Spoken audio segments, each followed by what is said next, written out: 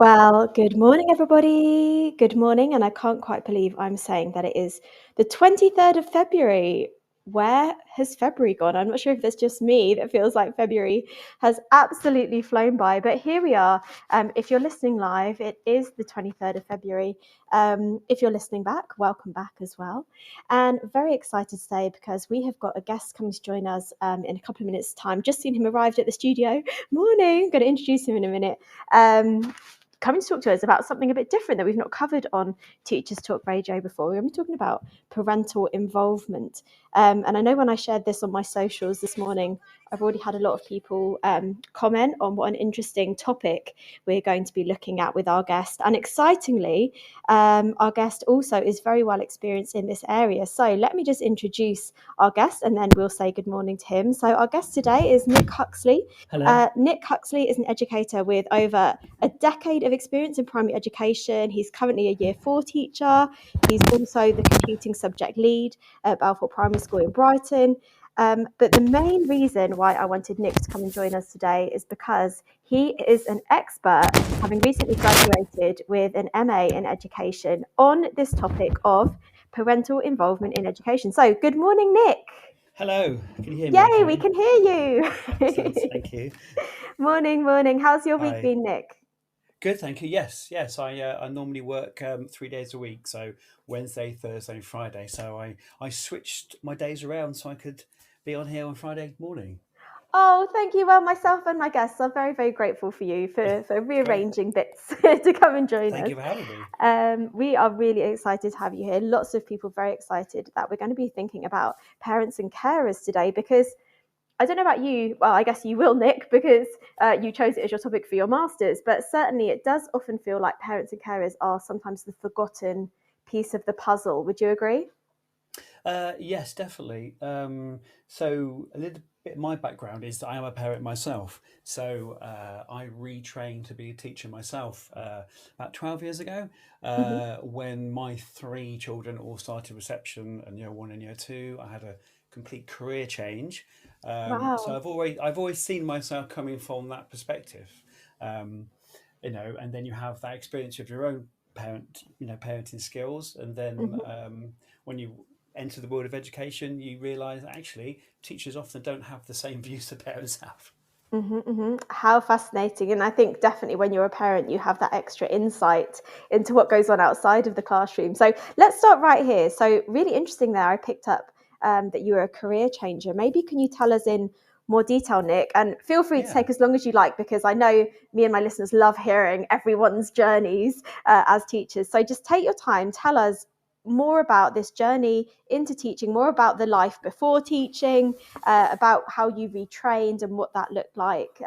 If you're happy, we're just going to sit back and Yeah. relax. Sure, gosh, that's a long time now. So I'm 51 now, so I've got to think right back. So yeah, I graduated from University of Humberside, which I don't think exists anymore. So now it's like Lincolnshire, in 1994, and that was a BSc in telecoms. So then I entered a 12-year career in technology, beginning of the internet, that era, 95. Video calls. I was involved in setting those up for big kind of telecoms companies. Um, so yeah, I had a great career there, 12 years, but it was just a lot of travel. So I decided actually that's not something when children come along. That's something that I want to kind of step back from. So yeah, I became a stay-at-home parent for 3 years. So I looked after the three girls we've got. Then I started getting involved in the PTA at their local primary school that they went to. And I, for 1 year, became chair of the PTA. So that was quite a world unknown to me at that point. And then I thought to myself, I don't really want to go back and doing that whole kind of commute, traveling abroad, international travel in that telecoms world. Um, and I always had in the back of my mind that I wanted to be a teacher. When I did my first degree in the early 90s, I used to, Mhm. when everybody used to have that Wednesday afternoon doing sports and things like that, I used to go and volunteer and read at a local school in Hull. Wow, love Um, that. I remember very, very vividly, it was called the Pooh Bear Reading Club. and then got sent out to kind of North Hull, which I had no experience of whatsoever. So yeah, I always kind of thought to myself, I want to come back to that. And I even weirdly, when I finished my first degree, got accepted to do a PGCE in design technology at Leeds Uni. Um, I went for the interview, got a place, and I thought actually that's not what I want to do at all. That kind of at that stage of my life, but 12 years down the line, I felt ready to kind of enter that world. So yeah, I Hmm. did a PGC in Brighton because I'd moved down there in kind of the interim period. Nice part of the Um, world, by the way, Love Nick. it, love it. Moved down here in 2000. Yes, it is. It's great. And Very university, nice. Brighton, you've got Sussex University, Brighton University. Um, yeah, and I'd really got on well there. I did lots of placements in Brighton. Had kind of one job in kind of a district of Hove, which is kind of a. It's always we always say Hove actually, so Brighton and Hove. Yeah, and I've been at the school I'm at now kind of 12 years, but I kind of trained in early years. So I was the 3 to 5 year kind of cohort on PGCE. So training Hmm. kind of earliest background, and I was kind of early years lead at the school I'm at now for three Wow. or 4 years. So I think looking back on it there, if I think about it, because parents are so important at that age group. Hmm. You're the first contact with school that they kind of new parents have ever had.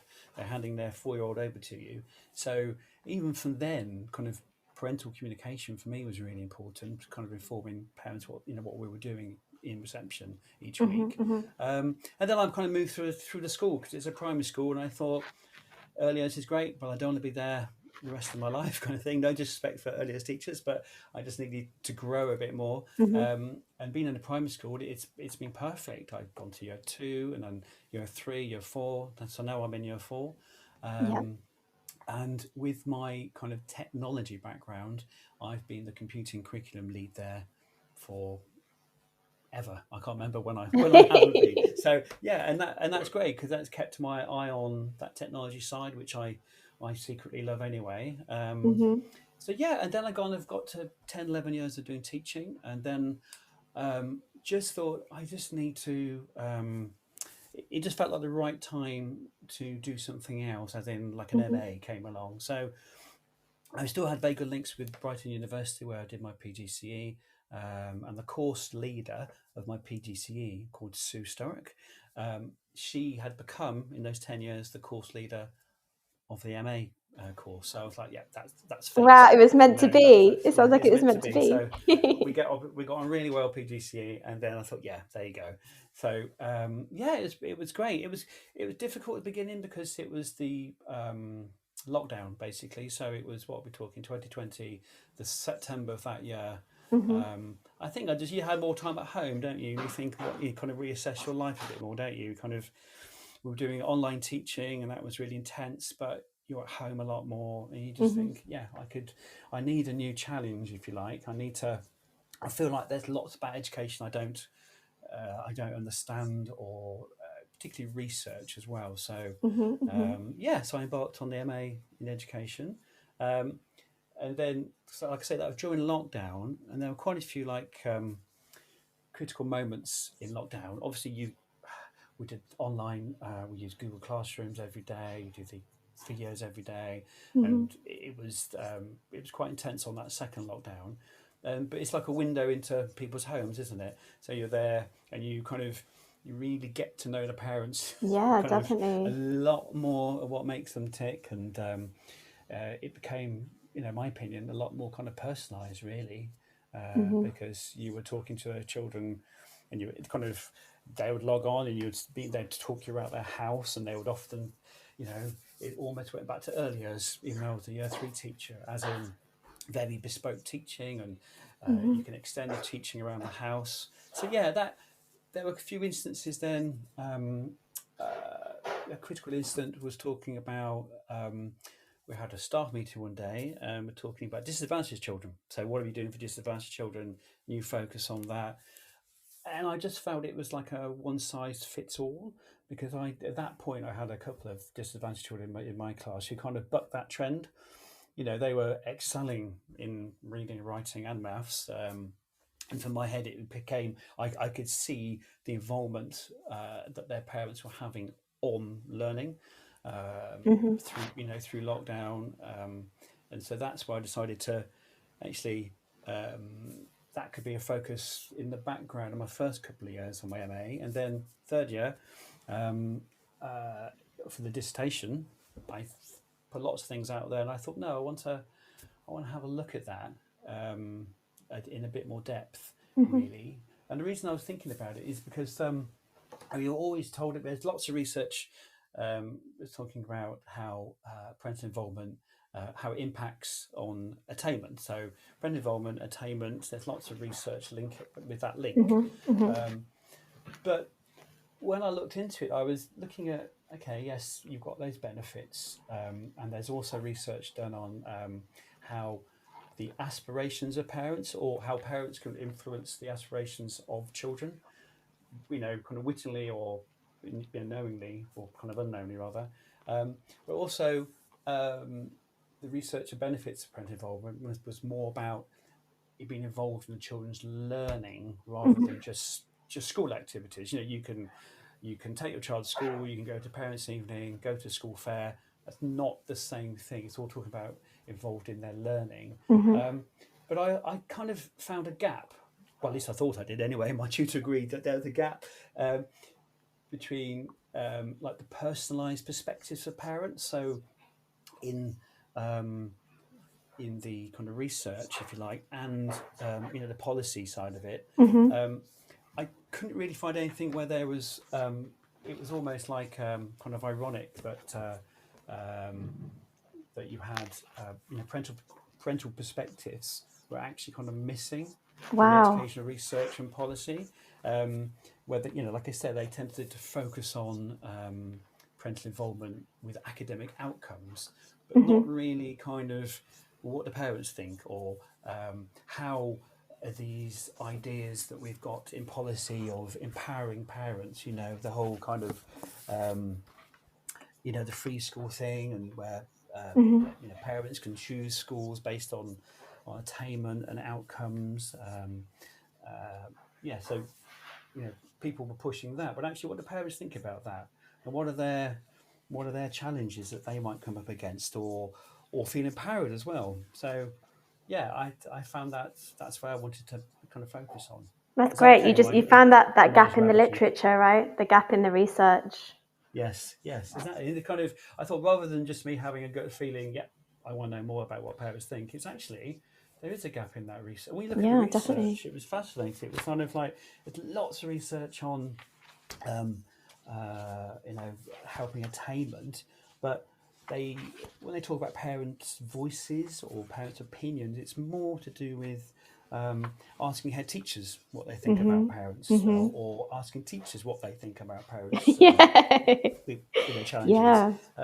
So no actual. I mean, I did quite an extensive history review, but I might have missed it. But that's the thing. The fact that it wasn't obvious anywhere, and I just felt there was just like a disconnect there.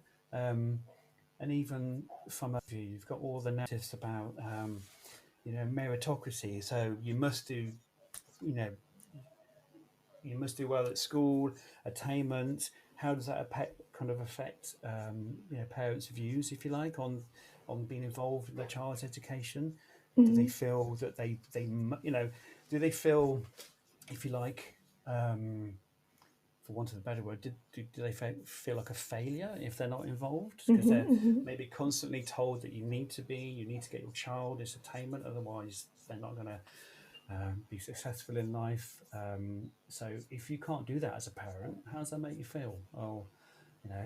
Whereas other parents might be empowered by that, and really take Exactly. it, take it, and go with it. So, Exactly. But I yeah, mean, if we're not asking them, how do we no, know? Okay, no, amazing. So I've actually how today will work, Nick. We've got the news at around 1:30. That's 6.5 minutes. But basically what I've done, I've had a look at your kind of MA studies, and I've made a list of questions if that's okay. And Yeah, in a go for minute, it. we'll introduce the title of your master's study that you recently completed, and you can tell us more. I was going to ask you a bit about the methodology. I know you've given your kind of justification for the background. I thought maybe you could share some of your findings and reflections, and Yeah, we can maybe think about like looking forward, like future direction. But first of all, I just while I was listening to you talking about your background, and thank you for sharing that, I've actually just made three little notes, if that's okay, just to pick up. yeah, definitely. Firstly, I love how you told us that during the pandemic, you thought to yourself, I need a new challenge. And then you started your master's. I love that. Just like, oh, global pandemic isn't enough of a challenge for me. Yeah, and I also got married there as well. So we kind of Wow. yeah, yeah. So Oh, you it found you was it found was some glimmers of extreme joy yes, in a very trying time. Then that's lovely, but that yes. just made me laugh. That's very And and then that's true the actually. When second I think thing, about that, sorry, when I think about that, that is quite interesting. Is that yeah, I did want an extra level. and then the second thing that I wanted to raise, you mentioned that you were stay at dad home for 3 years. Is that right? 3 years, yes.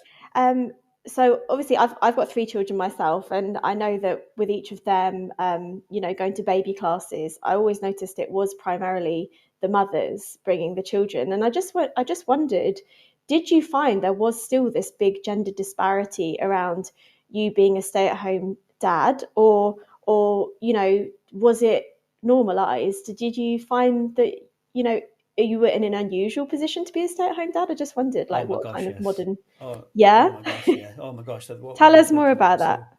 So what was that? 12. So looking like 15 years ago, aren't we? Oh my gosh, yeah. I was really one, and also, so we had one. So our eldest then was like kind of in year one, but then had twins as well. So he looked. So then the twins who were four. Then oh my gosh, yeah. I was the everybody would be asking me. so, so why are you doing this? So you know what's wrong with your wife?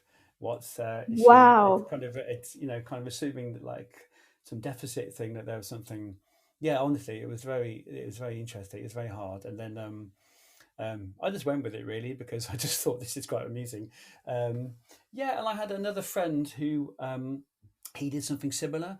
So he had triplets, so that's how we kind of met twins and triplet groups, and we were the only two dads in any of those groups we ever went to. The Wednesday morning football soccer top thing we used to do. The only dads. Not that we just did male activities with them, like me Hmm, and son, hmm, but yeah, yeah, going to ballet. The girls used to do ballet. I'll be the only dad there, hmm. um, and you just go with it in the end. Yeah, it just if I didn't have my other male friend, I think it would have been a bit lonely at times. Definitely, Hmm. definitely. Which yeah, because you are you're not ever really invited to those The those coffee coffee mornings. I morning. think no, not Wow. really, not really. Which is Oh, why thank you for I sharing think that. I want. No, I've forgotten about that. Yeah, that's true. Sorry, I'm just unearthing, No, the uncomfortable it's good. past. Nothing's off limits here on Teachers Talk Radio, I'm afraid, No, Nick. I like it. And then just one more note that I wrote down when you were sharing your background. So you mentioned how you've been head of computing for a long time, and you obviously have that key interest in using technology to enhance teaching and learning. So therefore, I was kind of surprised when I saw the title of your MA. And one sec, I've written that down. Let me just read that out for our listeners because then we'll move on to talking about that. But for everyone listening, the title of Nick's master's dissertation was Using Parental Perspectives: How do Parents View and Experience Parental Involvement? A mixed method study, and we'll talk more about that later for anyone who's not sure, of parents across four elementary primary school in the southeast of England. So when I saw your title, obviously I'm really intrigued. That's why you're here. But I'm really surprised you didn't end up doing your master's on technology. Was that like a specific decision? Was that hard for you to decide, or Um, it's weird actually. No, I didn't consider it a second. oh, Actually, okay, no. it was an I easy think decision. I was actually. I think now. I just like 30 seconds, but I go for the next thing I might want to do. I was thinking actually ed tech because I always, with my computing hat on, go to Bet every year. You know, the EdTech Were you there last fair. month? How did I miss you? Yes, yes. I saw the teacher radio stand. I, I was too Oh, you embarrassed to didn't come and come say hi, say but hello to I us. don't think I didn't see there were two guys sat there, so I didn't. Oh, that Um, wasn't me. Okay, I, I'll let you off I, then. and I go, hi, I'm on the show next week or whatever. But yeah, I did think that. So going forward, definitely want to do that. Um, I don't I don't know. I think I became quite fixated on this. I found quite passionate about this. That I can hear um, your passion, the definitely. just parents are all these assumptions that parents can do things that they can, if we send them the information of what we're doing this week at school on a Friday, this Friday we learnt XYZ, then parents would A, care, b b kind of, they'd have the facilities to do something with that, or the knowledge Hmm. to be able to help their child. Hmm. And what if they can't? How does that make them feel? So I think that just really got me from the first year. Yeah. um, and the more research I read on it, I think I kind of went down that rabbit hole, really, never came back.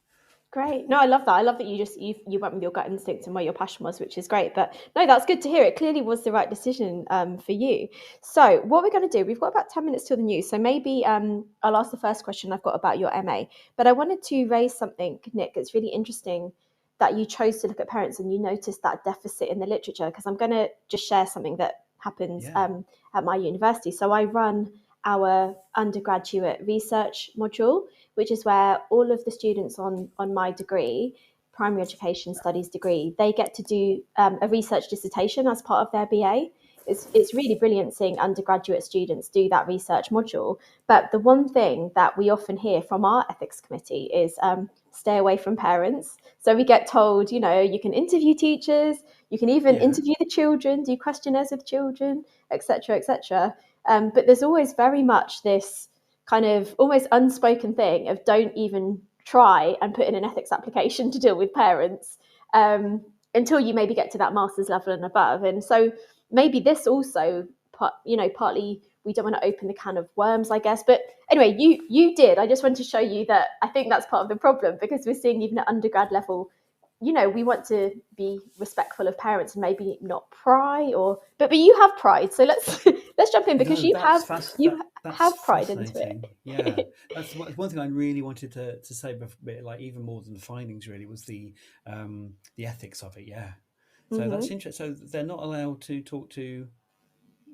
directly talk to parents as such. Yeah, I mean, so what they'll do is the students will each put in an ethics application to the university. I'm on the committee panel as well, so I review a lot of them.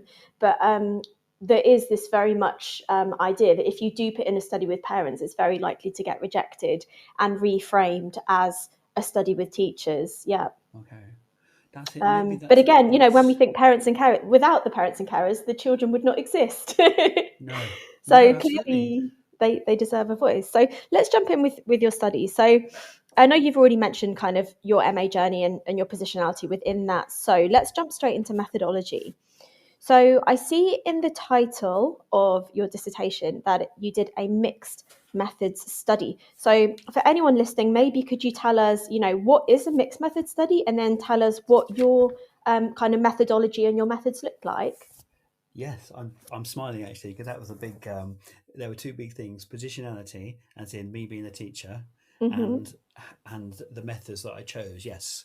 Great. Um, Tell us so more. Tell us all yeah, about your study. the ethics committee was interesting because exactly what you just said there. So I was pretty much, from the word go, not discouraged, but kind of made it quite clear. Actually, how are you? So as a teacher at the school that you're going to do the study at, that has got a lot of potential to do harm. And I have to admit, it took me weeks and months to realize what that actually meant. So I thought, well, I'm not going to be asking parents any really personal questions about, you know, really kind of intrusive questions. It's just going to be generally about how they think about education and their child's learning and things like that.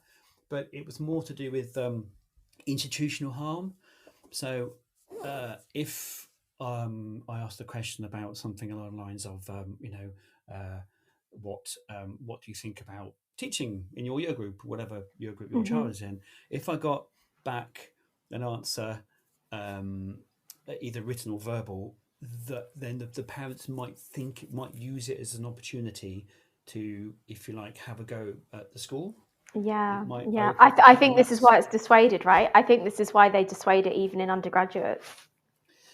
yeah, definitely. Because And I what are think you with going it, to do with that if they start complaining? that's it. No, exactly what they were saying. They said it's going to harm you as a researcher, and it could potentially harm the school, if you like. Hmm. So my Which we first don't want was to do, of course. You know, it's no, brilliant that absolutely. schools give us that gatekeeper permission, right? Yes, exactly. No, exactly. But the more I was told I couldn't do it, the more I wanted to do it. That's just the way that's the way that I work. I think. It's like I thought I don't. Okay, I can get around this. But yeah, so it was my positionality because I was an insider because I'm inside Hmm. the school, and but I saw it from the flip side. It's interesting. I saw it as in because I've been there 10, 12 years. I've taught like children in year six. I've taught them in reception. I work back Wow. and I work back at how many children I would have taught. Now at that point I was in year three, so I've seen people ahead of children ahead of me before. So I do the summer fair and the Christmas fair. People, and there aren't many male teachers at my school, unfortunately, even though it's one of the biggest primary schools in Brighton Hove. There's only about Hmm. three of us. Three of us. Full Wow. elementary. There's only three male teachers. So it's not obvious, which one I am. So people will know who I am, and so I thought that would work in my benefit. I might get more nuanced answers, or um, but yes, it's interesting. So the ethics committee, yes, sorry, I had to. The way I went about it with the mixed methods, it all kind of comes together. So mixed methods, as in, I wanted to do. I kind of went about the opposite as you're supposed to. I think I went with the method first, as in I'm going to use a survey because my head was we have a four form entry, it's 30, It's a that's like big school. 800 odd children. So Wow. times that by two for the parents and carers, um, and associated carers. And so in my head, that was a big potential pots, if you like, to, you know, kind of an audience, sample size. Hmm. So I thought, yes, I could, when we got the school communication system, I could get a survey out there that will go to everybody, but obviously getting the questions right. I wanted to have qualitative questions that the parents could write the answers back to. So maybe Um, can you just tell us there a bit more about qualitative versus yeah, quantitative? yeah. But that's the thing. So, for example, on a survey, it was split between quantitative questions. So it's just like a yes or no answer back, or it's more statistical. So Hmm. with the Hmm. results of the quantitative questions, um, they are just more statistical answers, if you like. So So maybe I like can't less emotional, less emotionally laden, I less guess. emotional. Yeah, that's a good one. Yes, yeah, definitely less emotional. Doesn't give the parents opportunities to go down a road and say things about the school, if you like. Hmm. um, so the university liked that idea, but I like that. Obviously I want to get more out of the survey than that. Of um, course, so yeah. um, so then You want the I was emotion, right? You I wanted. want the emotion. No, exactly. I want the emotion. I want the emotion, but along as it's within ethic Yeah, kind of of fence, if you course. like.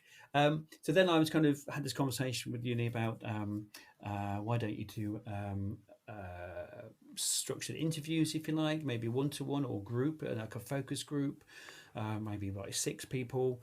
Um, and that's more the qualitative side. So, where you get the written, kind of nuanced answers back, if you like. So Hmm. that's all open to interpretation. So how I analyze that is completely different from how I would analyze the quantitative answers back.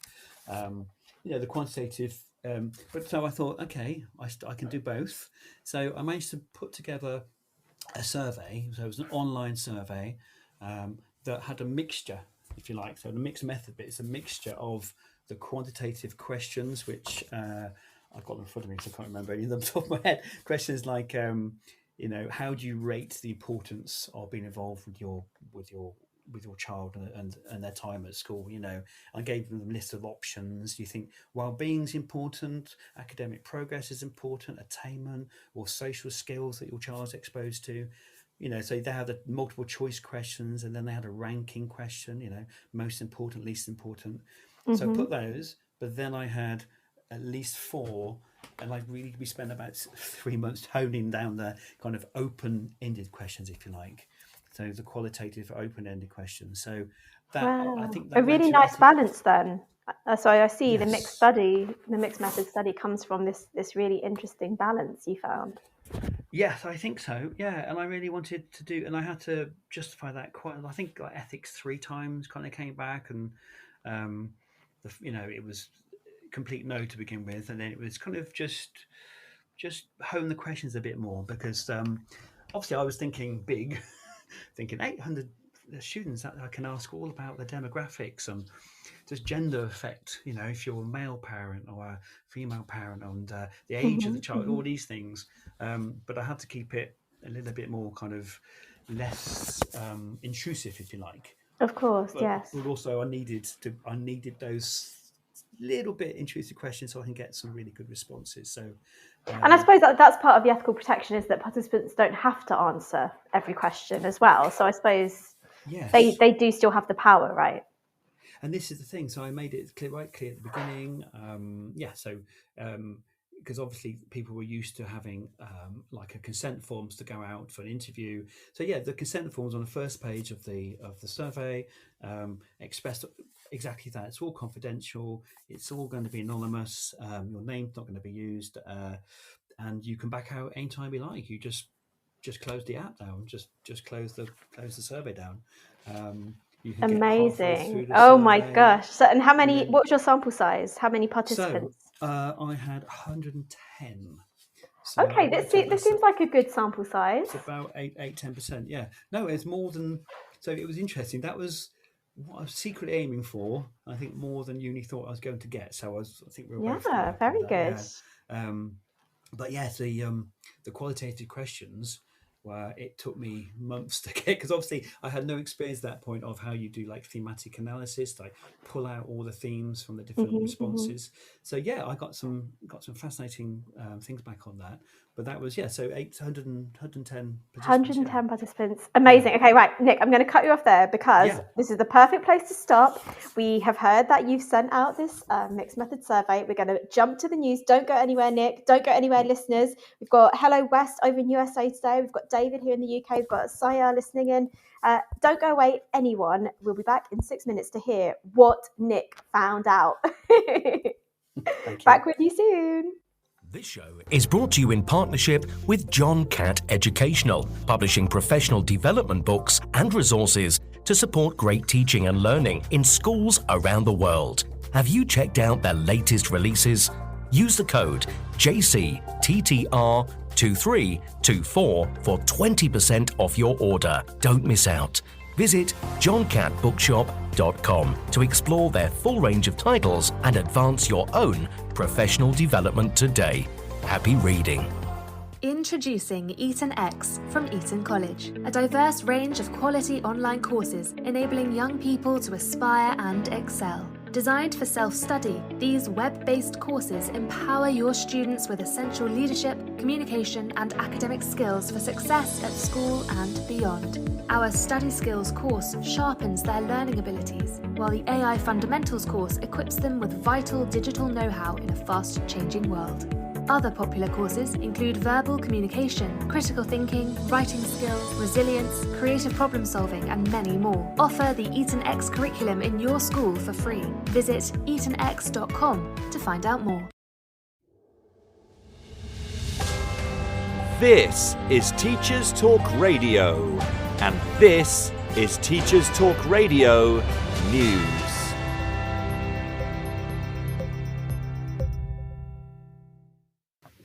We have featured the issue of overseas students applying to UK universities a number of times on Teachers Talk Radio News. This year's application figures have recently been released.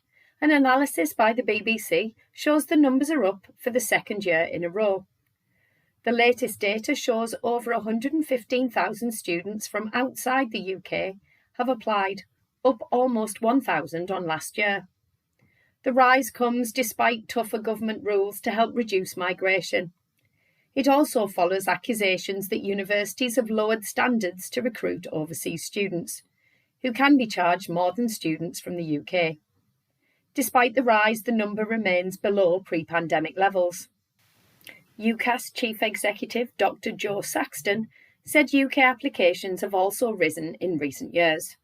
However, Vivian Stern, Chief Executive of Universities UK, said the figures did not tell the whole story, as applications do not always translate into enrolments.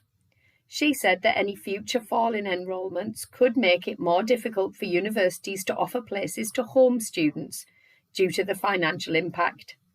Ms Stern went on to explain that UK universities may be less appealing to overseas students due to policy changes around bringing family, competition from universities in the US and Australia, and unhelpful government rhetoric. Full details of the story can be found on the BBC News website. The Mathematical Association's Twitter feed draws attention to changes announced by government on maths and English condition of funding for 16 to 19-year-old learners. The changes, which can be found on the government website, include minimum teaching hours for full-time students, saying that they should be 3 hours per week for English and 4 hours per week for maths. It also states this should be standalone, whole class, in-person teaching. The extra hour reflects the existing expectation should be prioritised to ensure students receive a standard number of taught hours. Compliance will be measured for the academic year 2025 to 26. Full details of the impact on funding and other changes can be found on www.gov.uk. The post on Twitter did prompt renewed concerns about maths teacher recruitment and timetabling issues. FE Week also featured a story on the changes, calling them unworkable and a backward step. Wales Online features a story about languages teaching and qualifications, but not in the way you might expect. Whilst the Welsh National Party have long campaigned for increasing Welsh language teaching, members of the Wales Somaliland community are urging the Welsh Government to include a GCSE in Somali language in the new Welsh curriculum.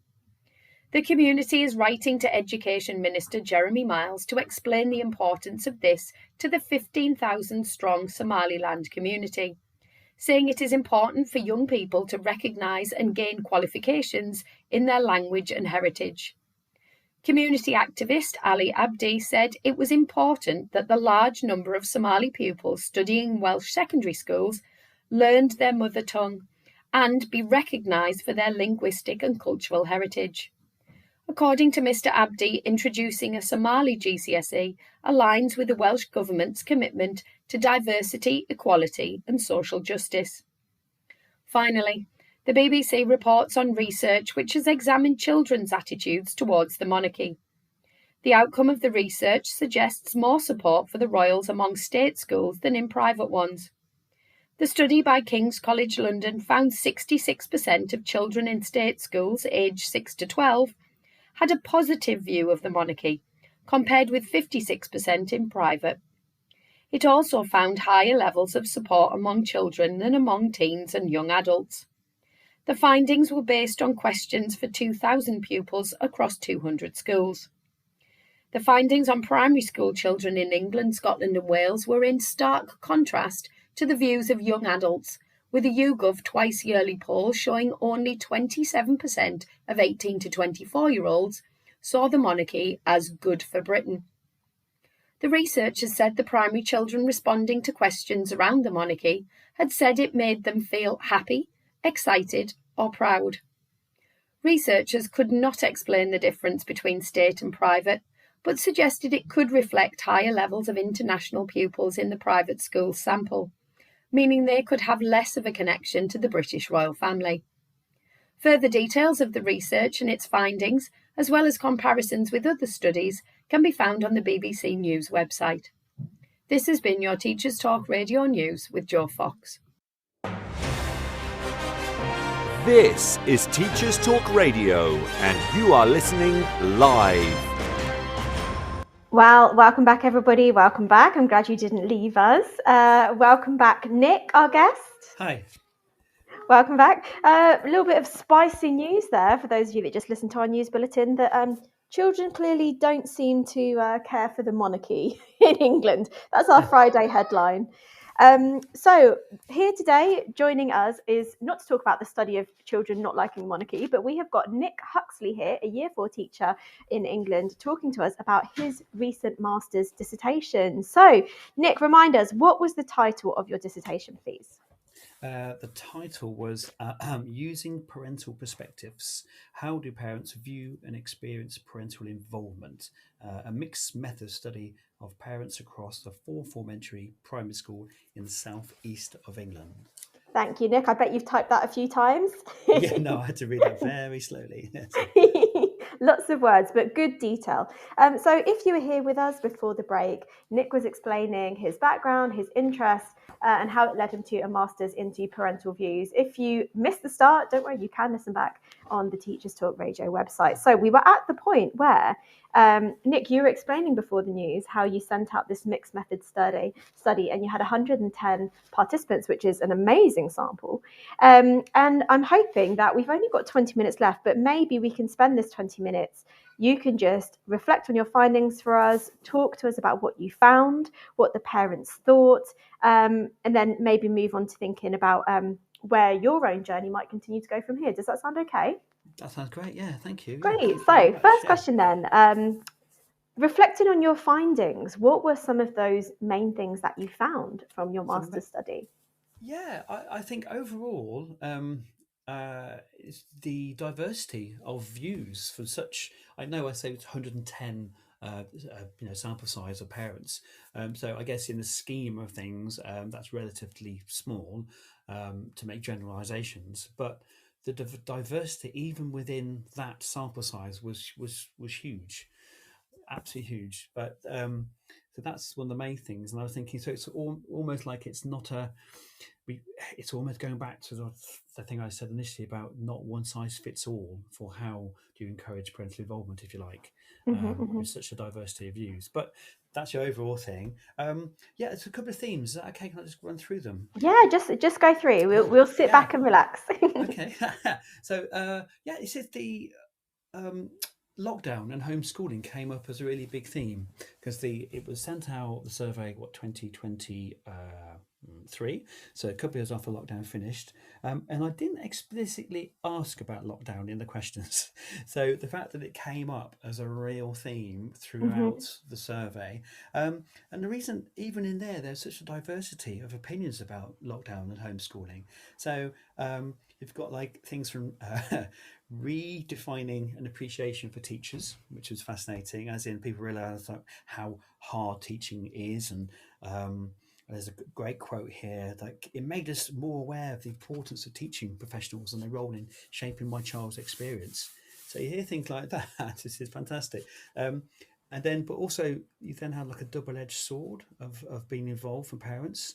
So you've got a great comment somebody said about, I managed to teach my child fractions in an hour. So they were quite, they felt very kind of empowered. Whereas you then had the opposite of filled me with dread going on, and a hatred of Google Classroom. That it was almost 50-50 across the split, without me directly asking the question about that. I just, the question I did ask that got all these homeschooling and kind of lockdown questions was about how do you think you could be empowered more at home to be more involved with your child's learning? Okay. And they all went back to that, and kind of digital exclusion as well, if you like. But then also there was interesting where some parents had the perspective of they didn't feel trained up enough, or they didn't have enough knowledge to teach their child. So and how it kind of broke the balance between home and school. So balancing home and school role. So there's a great comment. I'm not just going to read, but this is a really good one. Oh yeah, share some of your data with us, definitely. One comment was attempting to do this. We're talking about home learning and lockdown. Attempting to do this harmed our relationship as it blurred the relationship between home and school. And that's harmed the relationship. Yeah, so that's bordering on the ethics that we mentioned earlier that I might cause harm for the participants, because that but that just, for me, that really underscored the complexity of the dual roles that parents were expected to play in lockdown. They have their own life, their own work, and being a parent. But it's that whole, going back to, I looked at the policy, that whole narrative of what it means to be responsible for your child and being involved in their learning. And actually, a different person said, I found a combination of the guilt, rage, total inadequacy as a parent. I mean, that's quite Wow. that's quite something, isn't it? So that's Guilt and rage. built-in rage. Yes, Wow. rage. And you think, okay, so take a step back from that. Going forward as our school, that's just our school, isn't it? So going forward, our school. So you put expectations on parents to be doing certain kind of activities with children, where not everybody will feel that way. You're going to have people who feel like that. So from a personal level, I thought that was interesting. I'm not looking back on it. I'm not sure I would have got that kind of insight from a focus group. You would have been there at a focus group, people saying how much they loved it, and I think it would have been taking a brave person to have said that in public. So having that, with that kind of thing. But then again, you had the home, personalized, personalized learning. One parent said it's really rewarding, and they had the great opportunity for the one-to-one situation for instruction. So that was really, really a big eye opener for me. That's the number one thing that came back, was homeschooling and lockdown. How that's, when you ask them about being involved in the learning, they think, oh, lockdown, that was, and different opinions. The other big one was curriculum and knowledge understanding, which is fascinating because you think about it, it's so obvious, isn't it? We expect parents to be able to run with, phonics at primary school, or you expect to be able to do the column addition method without really explaining to them how they do it. So parents were expressing a real desire for more detailed communication with what their child is learning, but also how they learn it. So how do you teach my child? What are your teaching methods? So one person said it's being a parent now has made me aware that maths is now taught rather differently as to how I was taught it. And that came up quite a lot. So it's kind of, that made me think, running specific parent workshops, if you like. And you've got a particular person here saying that she attended a maths workshop designed to explain how maths is taught to children, and didn't understand anything that was said. But I was too embarrassed. I was too embarrassed to say so in the classroom full of other adults. And I have to admit, I've been to one of those parent workshops, not for my school when my children were small, at a completely different school, but it was an evening twilight maths workshop. I kind of got what was going on, but I could sense around me that people were getting quite uneasy. So I think, just thinking like going forward, schools need to be quite aware of that, that relationship. It's a two-way relationship, and Exactly. not every parent has that self-belief that they can, in their ability to support their child's education, if you like. So yeah, that was another big one. Another big one was parent-school collaboration and partnerships. Again, it was this is interesting. So communication on updates of learning. So I've written it out on a whiteboard here because I made sure I definitely wanted to say this. So, you got perspectives on attainment and updates on learning. So it was irrespective of how parents rated the importance of attainment. So there was like a quantitative question that said, how do you rate kind of attainment, test scores, if you like, in your child's life in education? So irrespective of what parents thought of that, if they thought it was really important or not important at all parents, there was a real consistent expression for regular need for updates of what their children are learning. So across the board, the deviation was like nothing. For we really want to know what our children are learning and how they are learning it. It didn't matter if that parents wasn't interested in attainment or test scores, or how they ranked it. So for me, that was a real kind of eye opener. That and I was quite proud of that one because that only came about because I did the mixed method, so I could merge the two data sets together and get that answer. So interesting. yes, that's a really good one. It's how they communicate that out, really. and what's it? School communication. So yes, regular updates on learning, and again, Okay. that was so diverse as well. So regular updates on learning, yes, but equally you get the conversation about how. So that came up with real diverse. So you had more communication from the school on ways to support my child. Parents opportunities for parents to learn more about the impact of being involved on their child's education. But then you had information overload. There was quite a consistent expression. Actually, we're overwhelmed by electronic communication. Wow. So What a you have a word as real well. Overwhelmed. Really overwhelmed. powerful. Yes, really.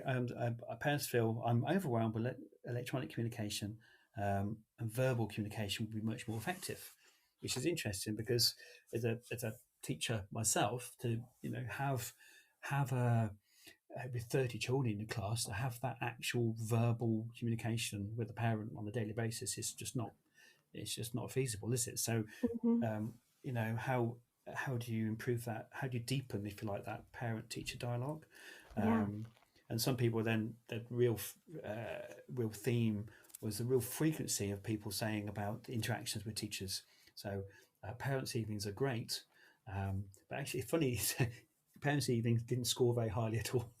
So Wow, because they're like really? twice a year, 3 times a year, people really like more contact with teachers about, again, how to support their learning, how not just what your child has done and updates this week, but how can I help them at home?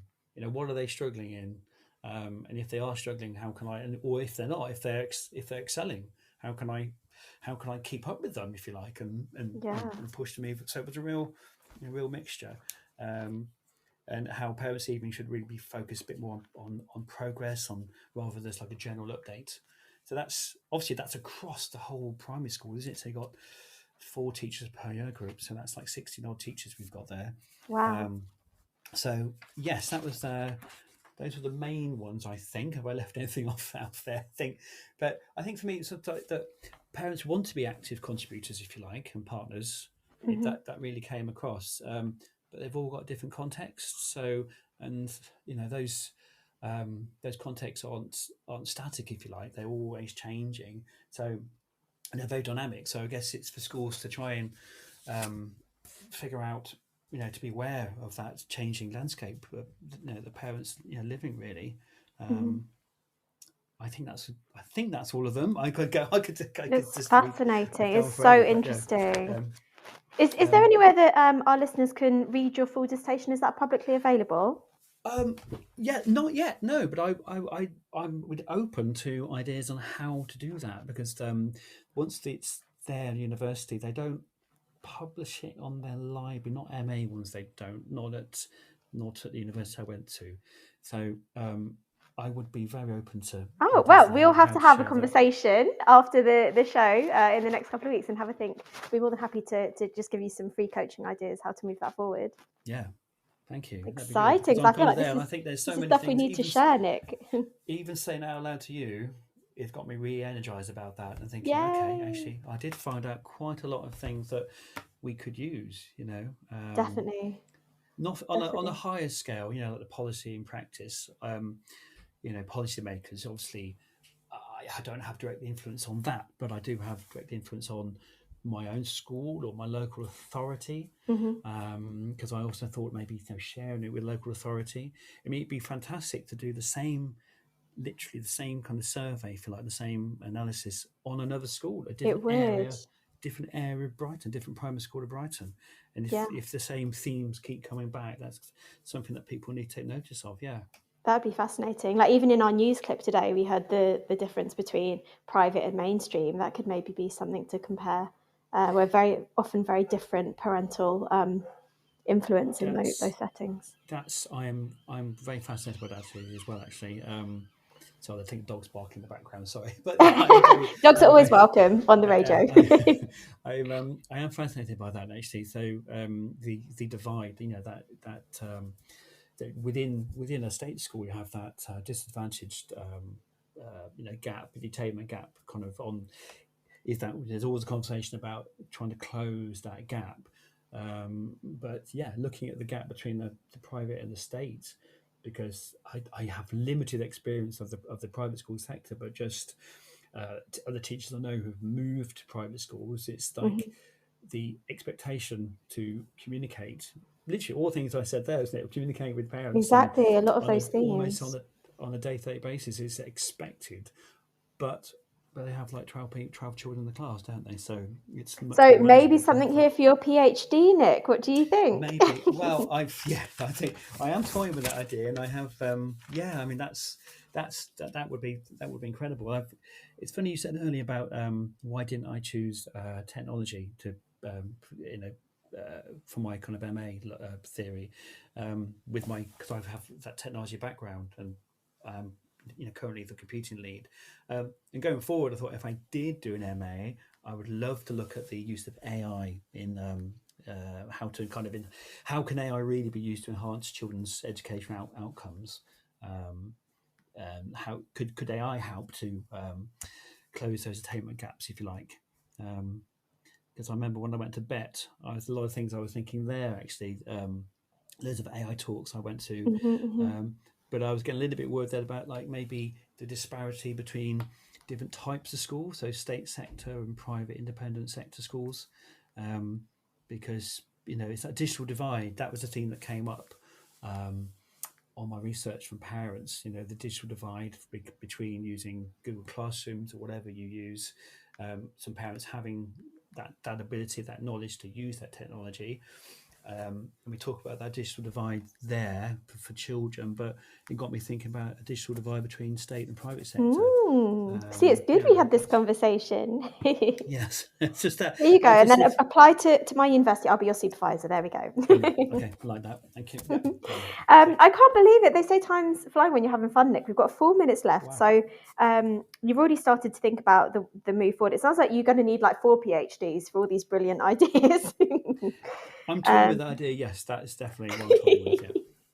um, so I guess just the last one to ask you really was kind of like a personal reflection. Like in the last few minutes, is there anything you just wanted to share? Like what have you learned? How have you grown? Has it changed you through doing your master's study? Just any final words of wisdom maybe for any of our listeners who are thinking about doing a master's themselves maybe? What's your experience been? Yeah, no, thank you. Definitely. That's because I know I was in that position. Shall I do masters or shall I not? And it opened my mind up so much to just to research and just to question things. It really, I must be quite irritated at school when we do things that are like, where's that research come from? Where's that? There was one, my first year, I was doing about disadvantaged children, and we're talking. There was some research that all schools were quoting about so many millions of words children have heard when they get to the age of 4, and how disadvantaged children had heard like a million words. I can't remember the figure, but there's a lot less words. And I looked at the research, I interrogated that, and it was just that the research that was based on some research in America in a small town with like 10 families or something. Hmm, And then that was then extrapolated out, and then 20 years later, suddenly in the school in Brighton, we're quoting that as that is gospel, and that's what happened. So it really opened my mind up to the possibilities that research can Wow. help in education, and I don't regret doing it for a second. I really don't. I Love really that. don't. And I must just add, I really admire you. I think you're a great role model. When I was doing my master's as a teacher, and even my PhD, I did as a teacher, I always felt like it was a dirty secret. I felt like it wasn't, it was almost like, why are you researching when you should be concentrating on your marking and your your Yes, planning? So I don't know if you yes, ever felt that way as well. Like definitely. I I feel like definitely have not to. enough teachers find the space to pursue study and ab- research. Absolutely. There's one teacher at the moment at my school, and she started it, but she's like, oh, I don't know whether I should carry on. I've done year Oh one.